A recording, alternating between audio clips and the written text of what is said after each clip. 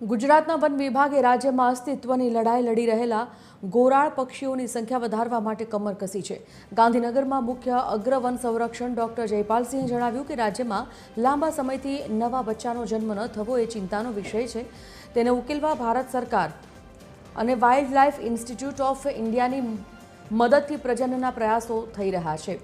March 2026માં રાજસ્થાનથી લવાયેલ કૃત્રિમ ઈંડામાંથી એક બચ્ચાનો જન્મ થયો હતો, જે ઉડવા માટે સક્ષમ બન્યું હતું, પરંતુ કમનસીબે તે છેલ્લા કેટલાક દિવસોથી દેખાઈ રહ્યું નથી। વન વિભાગની આશંકા છે કે કોઈ હિંસક નાના પ્રાણીએ આ બચ્ચાનો શિકાર કર્યો હોઈ શકે છે। જોકે વિભાગે હિંમત હાર્યા વગર મોનિટરિંગ તેજ કર્યું છે અને 2 ગોરાળ પક્ષીઓને ટેગ પણ કર્યા છે।